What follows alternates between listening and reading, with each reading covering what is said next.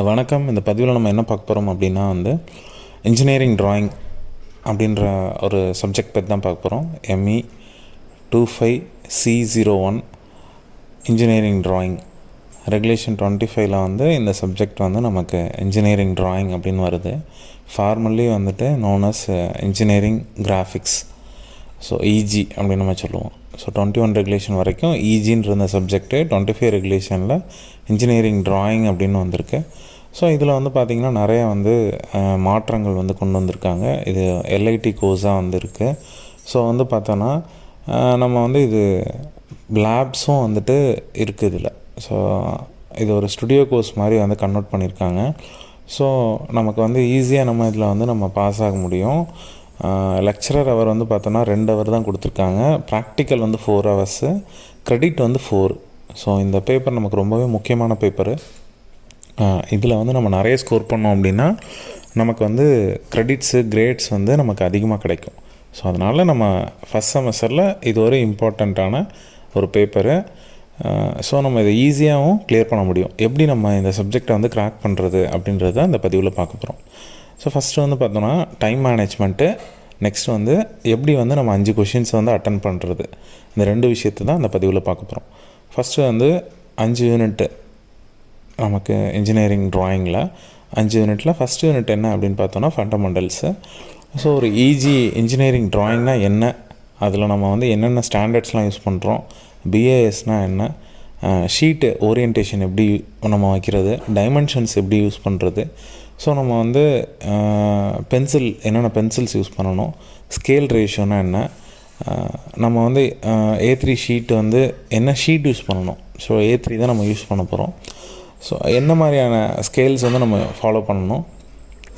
Next drafter எப்படி நம்ம fit பண்ணணும், டிராஃப்டரோட யூஸ் என்ன, என்னென்ன விஷயங்கள் நம்ம இதுக்கு நம்ம பயன்படுத்தணும், என்ன லெட்டரிங் யூஸ் பண்ணணும், என்ன ஃபாண்ட் யூஸ் பண்ணணும் இந்த ஷீட்டில் எழுதும் பொழுது. ஷீட்டில் நமக்கு ஆல் டைமென்ஷன்ஸ் ஆர் இன் MM அப்படின்னு சொல்லி நம்ம ரைட் சைடில் கார்னரில் கீழே நம்ம எழுதுவோம். டயக்ராம்ஸ் எல்லாம் வரைஞ்சி முடிச்சதுக்கப்புறமா ரைட் சைட் கார்னரில் கீழே நம்ம டினோட் பண்ணிடுவோம். ஸோ ஏன் அப்படி நம்ம பண்ணுறோம் அப்படின்னா டைமென்ஷன்ஸ்க்கு மேலே நமக்கு 100, 50 அந்த மாதிரி நம்பர்ஸ் மட்டும்தான் நமக்கு போடுறதுக்கு போட்டால் போதும். ஒரு இடத்துல நம்ம மென்ஷன் பண்ணிட்டா அந்த ஷீட்டில் இருக்க எல்லா வேல்யூஸுமே MMல தான் இருக்குது அப்படின்றத நம்ம சொல்லிடுறோம். ஸோ இதுதான் பேசிக்கான விஷயம். அடுத்தது ஆரோ ஹெட்ஸ் நம்ம பைலேட்ரலாக யூஸ் பண்ணணும். அதாவது ஒரு சைடு சின்னதாகவும் மற்ற 2 பக்கம் பெருசாகவும் நம்ம ஆரோ ஹெட்ஸை யூஸ் பண்ணோம் அப்படின்னா ஃபில்டு ஆரோ ஹெட்ஸ் தான் யூஸ் பண்ணணும். நம்ம பார்க்குறதுக்கு கொஞ்சம் நீட்டாக இருக்கும். ஸோ ப்ரெசன்டேஷன் அழகாக இருக்கும். அதனால் நம்ம அதை ஃபாலோ பண்ணிக்கணும். டைமென்ஷன் லைனுக்கு மேலே நம்ம எப்பயுமே வேல்யூஸ் போடணும். அது எவ்வளோ அப்படின்றத அதுக்கு நம்ம டைமென்ஷனோட வேல்யூக்கும் டைமென்ஷன் லைனுக்கும் ஒரு 10 mm கேப் விடணும். ஸோ இது நம்ம ப்ரொசீஜராக ஃபாலோ பண்ணணும். இது டவுன்வர்டில் இருந்தால், இதே வெர்டிக்கலாக இருக்குது நம்ம டைமென்ஷன் கொடுக்கும்போது அப்படின்னா அந்த ஆரோ ஹெட் அந்த டைமென்ஷன் லைனுக்கு வெளியில் நம்ம போடணும். அதாவது இல்லை டயக்ராம் டச் பண்ணாமல் லெஃப்ட் சைடில் நம்ம போடணும். ஸோ நம்ம போடுற அந்த டைமென்ஷன் லைன் டயக்ராம் எப்பயுமே டிஸ்டர்ப் பண்ணக்கூடாது. டயக்ராம் தொடாமல் தள்ளி தான் இருக்கணும். ஸோ இதுதான் ப்ரொசீஜரு. ஸோ இந்த மாதிரி நம்ம ஃபாலோ பண்ணோன்னா நம்மளோட டயக்ராம் ரொம்பவே நீட்டாக இருக்கும். ஸோ நமக்கு கொஷின்ஸ் என்ன மாதிரி ஃபஸ்ட் யூனிட்டில் கேட்க போகிறாங்க அப்படின்னா 11A 11B 12A 12B 13A 13B 14A 14B 15A 15B இப்படி ஒரு 5 கொஷின்ஸ் இருக்கும்.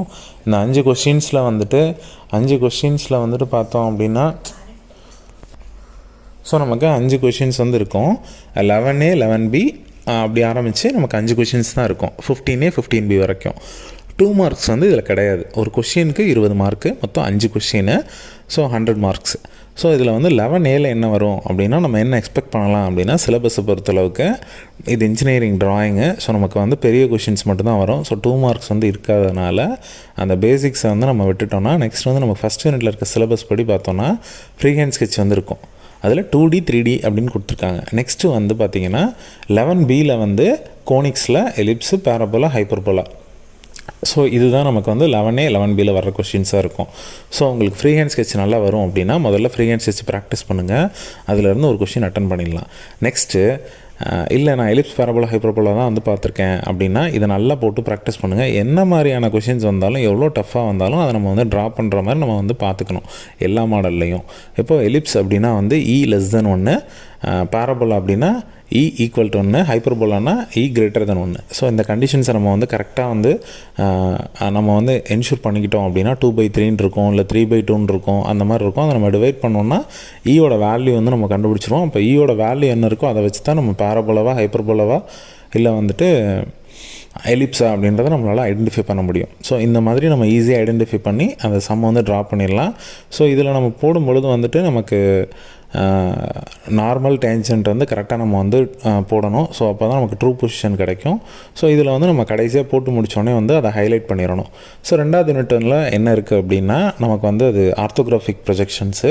இந்த ஆர்த்தோகிராஃபிக் ப்ரொஜெக்ஷன்ஸ் அப்படின்றது என்ன அப்படின்னா அது வந்து ஒரு 2D டயக்ராமு. அப்போ வந்து ஆர்த்தோகிராஃபிக் ப்ரொஜெக்ஷன்ஸில் வந்து பார்த்தோன்னா நமக்கு வந்து இங்கே ஃபஸ்ட் ஆங்கிள் ப்ரொஜெக்ஷன்ஸ் கொடுத்துருக்காங்க. நம்ம ஃப்ரீ ஹேண்ட் ஸ்கெட்சில் யூஸ் பண்ணுறது தேர்ட் ஆங்கிள் ப்ரொஜெக்ஷனு. இங்கே வந்து செகண்ட் யூனிட்டில் வந்து ஃபஸ்ட் ஆங்கிள் ப்ரொஜெக்ஷன் கொடுத்துருக்காங்க. So what is third angle projection, what is first angle projection அப்படின்னு நம்ம பார்த்தோம் அப்படின்னா இந்த தேர்ட் ஆங்கிள் ப்ரொஜெக்ஷன்ஸில் ஃப்ரண்ட் வியூ வந்துட்டு நம்ம வந்து ஒரு first quadrant, second quadrant, third quadrant, fourth குவாட்ரண்ட்டுன்னு மொத்தம் 4 குவாட்ரண்ட் இருக்கும். அதில் நம்ம வந்து இந்த ஃப்ரண்ட் வியூ வந்துட்டு ஃபோர்த் குவாட்ரண்ட்லேயும் டாப் வியூ வந்துட்டு ஃபஸ்ட்டு குவாட்ரண்ட்லேயும் இருக்கும். தேர்ட் குவாட்ரண்ட்டில் வந்து பார்த்தோன்னா நமக்கு வந்து ரைட் சைட் வியூ இருக்கும். இந்த மாதிரி வரைஞ்சோன்னா இது தேர்ட் ஆங்கிள் ப்ரொஜெக்ஷன். அதே வந்து ஃபஸ்ட் குவாட்ரண்ட்டில் நம்ம வந்து ஃப்ரண்ட் வியூவும் ஃபோர்த் குவாட்ரண்ட்டில் வந்துட்டு நம்ம டாப் வியூவும் வரைஞ்சிரும் அப்படின்னா அது வந்து நமக்கு வந்து செகண்ட் குவாட்ரண்ட்டில் ஃப்ரண்ட் வியூவும் தேர்ட் குவாட்ரண்ட்டில் வந்துட்டு டாப் வியூவும் வரைஞ்சி நம்ம வந்து ஃபஸ்ட் குவாட்ரண்ட்டில் வந்துட்டு சைட் வியூ வரைகிறோம் அப்படின்னா இது வந்து first angle projection. So third ஆங்கிளுக்கும் ஃபஸ்ட் ஆங்கிளுக்கும் இதான் வந்து டிஃப்ரென்ஸ். நீங்கள் வந்து இதை ரொம்ப கன்ஃபியூஸ் பண்ணிக்க வேண்டாம். ஃபஸ்ட் யூனிட்டை பொறுத்தளவுக்கு ஃப்ரண்ட் வியூ வந்துட்டு பாட்டமில் வரைஞ்சோன்னா அதுக்கு மேலே நேராக வந்து நம்ம டாப் வியூ வரைஞ்சிடுறோம். ஃப்ரண்ட் வியூக்கு லெஃப்ட் சைடில் வந்துட்டு நம்ம ரைட் சைட் வியூ வந்து லெஃப்ட் சைடில் வரைஞ்சிடுறோம். இவ்வளோ தான். ஸோ இது சிம்பிளாக நீங்கள் ஞாபகம் வச்சுக்கலாம் ஃப்ரீ ஹேண்ட் ஸ்கெட்சுக்கு. செகண்ட் யூனிட்டை பொறுத்தளவுக்கு ஃபஸ்ட் ஆங்கிள் ப்ரொஜெக்ஷன்ஸ் யூஸ் பண்ணுறோம் ஆர்த்தோகிராஃபிக் ப்ரொஜெக்ஷனில். அதில் வந்து பார்த்தோன்னா நம்ம வந்து பிளேன்ஸு, லைன்ஸு, பாயிண்ட்ஸு. ஸோ பாயிண்ட்ஸும் லைன்ஸும் வந்து 12Aல வந்தால் 12Bல வந்துட்டு பிளேன் வரும். அடுத்தது 13Aல வந்து பார்த்தோன்னா projections of solids. Projections of சாலிட்ஸில் சிம்பிள் சாலிட்ஸ் வந்துட்டு பார்த்தோன்னா கொடுத்துருப்பாங்க. ஸோ நமக்கு ஆல்ரெடி நம்ம வந்து முன்னாடி போட்ட பதிவில் வந்துட்டு என்னென்ன சாலிட்ஸ் வரும்ன்றதை வந்துட்டு நம்ம டிஸ்கஸ் பண்ணியிருக்கோம். ஸோ அதிலேருந்து ஒரு கொஷின் அப்படி இல்லைன்னா செக்ஷன்ஸ் ஆஃப் சாலிட்ஸ். 13Bல வந்து பார்த்தோன்னா டெவலப்மெண்ட் ஆஃப் சர்ஃபேஸு. அடுத்தது 14ல் என்ன வரும் அப்படின்னா ஐசோமெட்ரிக் ப்ரொஜெக்ஷன். ஸோ அந்த ஐசோமெட்ரிக் ப்ரொஜெக்ஷன்ஸ் அப்படின்றப்போ என்ன அப்படின்னா 3Dயாக நம்ம இங்கே வந்து வரைய போகிறோம். ஸோ வந்து இங்கே நம்ம வந்து XYZ 3 ஆக்சிஸ் வந்து இருக்கும். இதில் வந்து எக்ஸ் ஆக்சிஸையும் இசட் ஆக்சிஸும் 30 டிகிரி ஆங்கிளில் வந்து நம்ம வந்து ட்ரா பண்ணிவிட்டு 90 டிகிரி ஆங்கிளில் வந்து ஒய் ஆக்சிஸை வந்து நம்ம வந்து ட்ரா பண்ணிட்டோம்னா நமக்கு ஒரு 3D மாதிரி 3 டைமென்ஷனில் நமக்கு ஒரு ஆக்சிஸ் வந்து செட் ஆயிரும். ஸோ இதுக்கப்புறமா நம்ம வந்து இருக்கிற 2Dயை 3Dயாக நம்ம வந்து ட்ரா பண்ணணும். இதுதான் ஐசோமெட்ரிக் ப்ரொஜெக்ஷன். நெக்ஸ்ட்டு வந்து பெர்ஸ்பெக்டிவ் ப்ரொஜெக்ஷன் வந்து 5th யூனிட். ஸோ இதில் வந்து ஒன்லி பெர்ஸ்பெக்டிவ் ப்ரொஜெக்ஷன்ஸ் மட்டும்தான் இருக்குது. அதே மாதிரி 4th யூனிட்டில் ஒன்லி ஐசோமெட்ரிக் ப்ரொஜெக்ஷன்ஸ் மட்டும்தான் இருக்குது. ஸோ இந்த 4th 5th யூனிட்டும் வந்துட்டு நம்மளால் ஈஸியாக வந்துட்டு ஸ்கோர் பண்ண முடியும். அதே மாதிரி 3rd யூனிட்டில் வந்து செக்ஷன்ஸ் ஆஃப் சாலிட்ஸும் ப்ரொஜெக்ஷன்ஸ் ஆஃப் சாலிட்ஸும் இருக்குது. கடைசியாக டெவலப்மெண்ட் ஆஃப் சர்ஃபேஸ் இருக்குது. ஸோ இப்போது இதுதான் வந்து நமக்கு ஆனால் கொஷின்ஸு. ஸோ இதில் ஏபிஎல்லாம் அதே தான், ஒரே ஒரு கொஷின் தான் இருக்குது. அதில் ஒரே கொஷின் தான் வரப்போகுது. ஏலையும் ஒன்று தான் வரப்போகுது, பிலையும் அதே தான் வரப்போகுது. 14Aவும் 14Bயும் ஐசோமெட்ரிக் ப்ரொஜெக்ஷன், 15Aவும் 15Bயும் பெர்ஸ்பெக்டிவ் ப்ரொஜெக்ஷன்ஸ் தான். ஸோ சிம்பிள் சாலிட்ஸ் தான் நமக்கு வந்து சிலபஸில் இருக்குது.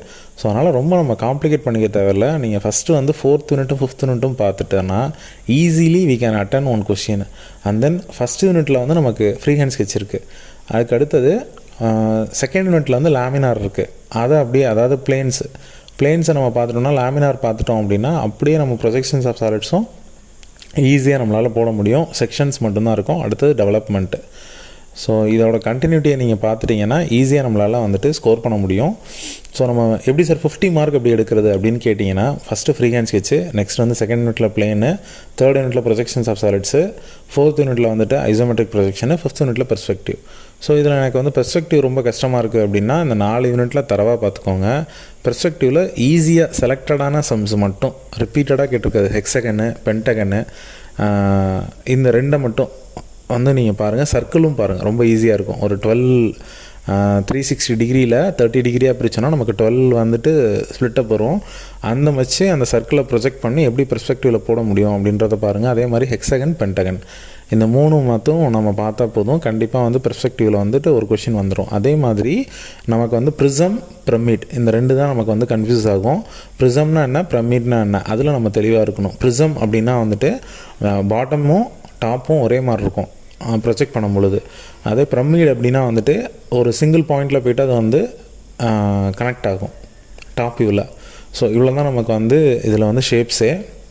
ஸோ பாட்டம் பேஸ் ஷேப் வந்து நமக்கு என்னென்ன மாறும் அப்படின்னா சர்க்கிள், அதுக்கப்புறம் வந்து ஹெக்ஸகன், பென்டகன், ஸ்கொயர், ரெக்டாங்கிள், இவ்வளோ தான் நமக்கு லேமினாரில். அதே வந்து ப்ரொஜெக்ஷன்ஸ் ஆஃப் சாலிட்ஸ்னு வரும்பொழுது இன்வெர்ட் ஸ்கொயரு, நெக்ஸ்ட் வந்து பார்த்தோம் அப்படின்னா வந்து பென்டகனில் வந்துட்டு ஒரு சைடில் வந்துட்டு side perpendicular to the corner, perpendicular to it's edge, அந்த மாதிரி வந்து கேட்பாங்க. ஸோ 2 பென்டகன் நம்ம 2 ஷேப்பில் வரைய முடியும் 2 மெத்தடில். அதே மாதிரி ஹெக்ஸகனும் வந்துட்டு ஒன் ஆஃப் இட்ஸ் எட்ஜ் வந்து லை, இல்லைனா one of its corner, or else one of its edge அப்படின்னு கொடுத்துருப்பாங்க, இல்லைனா ஒன் ஆஃப் இட்ஸ் சைடுன்னு கொடுத்துருப்பாங்க. ஸோ இந்த 2 கண்டிஷன்ஸை வந்துட்டு நம்ம வந்து கரெக்டாக வந்துட்டு ஃபாலோ பண்ணிட்டோம்னா easily we can draw. And then above the VP, below the VP, behind the VP, in front of VP, இந்த மாதிரியான கண்டிஷன்ஸ் வந்து நம்ம வந்து கரெக்டாக எந்த கொஷின்ஸ்க்கு எப்படி கொடுத்துருக்காங்க எல்லாமே வரைகிறது ஒன்று தான். ஆனால் கண்டிஷன்ஸ் மட்டும்தான் மாறும், பொசிஷன்ஸ் மாறும், டில்ட் பண்ணுவோம் 30 டிகிரியா 45 டிகிரியா அப்படின்றத நம்ம பார்க்கணும். ஒருவேளை ஆங்கிள்ஸ் வந்து கொடுக்காமல் இருந்தால் நம்ம வந்து பை டிஃபால்ட்டாக 30 டிகிரி வந்து எடுத்துக்கலாம். எங்கேயாவது கொடுக்காம விட்டுட்டாங்க டயக்ராமில், அங்கே வந்து என்ன பண்ணுறதுன்னு தெரில அப்படின்னா நம்ம அந்த மாதிரி எடுத்துக்கலாம். ஸோ இந்த மாதிரி ஈஸியாக நம்ம வந்து முதல்ல வந்துட்டு ஒரு யூனிட்லேயும் ஒரு ஹாஃபை முதல்ல படிச்சுட்டு வந்துட்டோம் அப்படின்னா, ட்ரா பண்ணி பார்த்துட்டே வந்துட்டோன்னா நம்ம கண்டிப்பாக வந்துட்டு இதிலேருந்து ஒரு கொஷின் கண்டிப்பாக வரும். ஸோ இந்த 5 மட்டும் படித்தா நமக்கு வந்து மினிமமாக வந்து ஒரு 3லேருந்து 4 கொஷின் வரும். டேம் ஷோர் வந்து 4th யூனிட் 5th யூனிட்டில் இருந்தும் கண்டிப்பாக ஒரே மாடல் தான் இருக்குது. ஸோ அதனால் அதை முதல்ல படித்தா நமக்கு வந்து ஒரு கொஷின் அட்டன் பண்ணிடலாம். ஃபஸ்ட் யூனிட்டும் நமக்கு ரொம்ப ஈஸி. ஸோ 3 கொஷின் வந்து அட்டன் பண்ணிடலாம். செகண்ட் யூனிட்டில் பிளேன்ஸும், தேர்ட் யூனிட்டில் வந்து ப்ரொஜெக்ஷன்ஸ் ஆஃப் சாலிட்ஸும் படித்தோன்னா ஒரு கொஷின் கண்டிப்பாக வந்துடும். ஸோ ஈஸியாக நம்மளால் 5 கொஷின் அட்டன் பண்ண முடியும். ஸோ வந்து இதுதான் ரொம்ப ரொம்ப ஈஸியான மெத்தடு. இன்றைக்கி படித்தா போதும், நம்மளால் ஈஸியாக 50 மார்க்ஸ் வாங்க முடியும். அதே மாதிரி ப்ரெசன்டேஷன்ஸ் வந்து நீட்டாக இருந்துச்சுன்னா நம்மளால் வந்துட்டு ஒரு எக்ஸ்ட்ராவாக ஒரு கொஷின்ஸ்க்கும் 3லேருந்து 5 மார்க் வாங்க முடியும். ஸோ அதனால் ப்ரெசன்டேஷன் ரொம்பவே நீட்டாக இருக்கணும். ஷீட்டை வந்து ரொம்ப அழகாக வச்சுக்கோங்க. ஷீட்டில் வந்து எழுதி அடிச்சுட்டு அதுக்கப்புறம் வந்து எரைஸ் பண்ணிகிட்டே இருக்கிற மாதிரி இருந்தால் அந்த ஷீட் பார்த்தா கடைசியில் வரைஞ்சி முடித்தோடனே ஒரு மாதிரி பிளாக் கலரில் ஆயிரும். அதே மாதிரி நமக்கு வந்து ஷீட்டில் எங்கேயுமே வந்து ரிஜிஸ்டர் நம்பர் எழுதக்கூடாது. அப்படி எழுதுனா அது மால் ப்ராக்டிஸு. பென் யூஸ் பண்ணாதீங்க, பேப்பரில் வெறும் பென்சில் மட்டும் யூஸ் பண்ணுங்கள். அந்த முன்னாடி இருக்கிற ஷீட்டில் வந்து பார்த்தோன்னா நமக்கு வந்து 2 மார்க்ஸ் வந்து டிக் பண்ணணும்னு நெசசரி இல்லை. என்ன எழுதுகிறோமோ அந்த 16 மார்க்கை மட்டும் நீங்கள் டிக் பண்ணால் போதும். V1, V2, V3 காலம் இதுலேயும் இருக்கும். நம்ம இன்றைக்கி ஃபிசிக்ஸ் எப்படி எழுதணுமோ அதே மாதிரி இந்த இஜி எக்ஸாமும் வந்துட்டு இன்ஜினியரிங் ட்ராயிங்கும் வந்து நம்ம அதே மாதிரி தான் டிக் பண்ண போகிறோம். அந்த பேப்பரை வந்து ஃபோல்ட் பண்ணும்பொழுது ரைட் டு லெஃப்ட் வந்து ஃபோல்டு பண்ணி ஈக்குவலாக வந்துட்டு அதை A4ஆக மடித்து அதுக்கப்புறமா வந்து நீங்கள் வந்து கொடுத்துடணும். ஸோ வந்து இவ்வளோ தான் வந்து நமக்கு 5 ஷீட் இருக்கும். ஒரு டயக்ராம் ஒரு ஷீட்டில் ஒரு டயக்ராம் தான் வரையணும். நீங்கள் ஆர்டராக வந்து அதில் உனக்கு எந்த டயக்ராம் வந்து ஃபஸ்ட்டு தெரியுமோ அந்த டயக்ராம் போடுங்க. ஃபஸ்ட்டு ஷீட்டில் 11A ஆர் 11B, செகண்ட் ஷீட்டில் 12A 12B, தேர்ட் ஷீட்டில் 13A 13B. So like that வந்து நீங்கள் வந்து ஆர்டராக வந்து வரீங்க. உங்களுக்கு வந்து 5th கொஷின் தான் ஃபஸ்ட்டு தெரியுதுன்னா அது 5th ஷீட்டில் போடுங்க. ஃபஸ்ட்டு கொஷின் எனக்கு வந்து தெரியும்னா ஃபஸ்ட் ஷீட்டில் போடுங்க. தேர்ட் கொஷின் தான் தெரியும்னா தேர்ட் ஷீட்டில் போடுங்க. ஸோ அந்த ஆர்டரை மாற்றாமல் வரைஞ்சிங்கன்னா வேல்யூவேட் பண்ணும் பொழுது ஈஸியாக இருக்கும். ஸோ உங்களுக்கு வந்து இதுலேயே வந்து உங்களுக்கு ஒரு கொஷினுக்கும் ஒரு 2 மார்க் எக்ஸ்ட்ரா கிடைக்கும். நெக்ஸ்ட் வந்து பார்த்தீங்கன்னா அது நீட்டாக இருந்துச்சுன்னா அதுக்கு ஒரு 2 மார்க் எக்ஸ்ட்ரா கிடைக்கும். போடுறது பேஸ் மட்டும் நம்ம கரெக்டாக போட்டோம்னா அதில் ஒரு 5 மார்க் கிடைக்கும். ஸோ என்ன தெரியுதோ அதை நம்ம வரையணும், வரைஞ்சால் தான் மார்க்கு. இந்த கொஸ்டின் வந்துட்டு எனக்கு தெரியலன்னு விட்டுட்டேன்னா மார்க் இல்லை. ஸோ வரைய நமக்கு வந்து மார்க்ஸ் வந்து அதுக்கு தகுந்த மாதிரி இன்க்ரீஸ் ஆகிட்டே போயிட்டுருக்கோம். ஸோ அதனால் ஸ்டெப் மார்க் வந்து சம்டைம்ஸ் வந்து தே மே கிவ், சம்டைம்ஸ் வந்து ஸ்டெப் மார்க் வந்து கொடுக்க மாட்டாங்க. ஸோ நம்ம வந்து ஒஸ்ட் கேஸ் நம்ம வந்து எல்லாமே எதுவுமே தெரியல, அந்த கொஷினே தெரியல அப்படின்னா நம்ம என்ன பண்ணலான்னா அட்லீஸ்ட் வந்து பேஸை வரைஞ்சி உனக்கு என்ன புரிஞ்சிருக்கோ அதை நீ வந்து பண்ணேன்னா அதுக்கான மார்க் வந்து உனக்கு கிடைக்கும். ஸோ ரொம்பவே இன்ஜினியரிங் ட்ராயிங் ரொம்ப ஈஸியான subject. So we can easily clear this subject. So அதனால் இதை நம்ம ட்ரா பண்ணி பாருங்கள். இந்த கண்டிஷன்ஸை வந்து எப்படி நம்ம வந்து போடுறது, எப்படி வந்து இந்த கண்டிஷன்ஸை ரீட் பண்ணுறது, என்ன மாதிரி இருந்தால் என்ன நம்ம வந்துட்டு பொசிஷன் எங்கே வைக்கணும், இந்த விஷயத்தை மட்டும் நம்ம வந்து நோட் பண்ணிட்டே வரணும். ஸோ இவ்வளோ தான் இதில் வந்து நம்ம ஈஸியில் நம்ம ஃபாலோ பண்ண வேண்டிய விஷயம். ஸோ ஈஸியாக நம்மளால் பாஸ் பண்ண முடியும். All the best. நல்லா வந்துட்டு ப்ரிப்பேர் பண்ணுங்கள். நாளைக்கு எக்ஸாம் வந்துட்டு சூப்பராக வந்து நம்ம எழுதி ஈஸியாக வந்து பாஸ் பண்ணுறோம். All the best. தேங்க்யூ.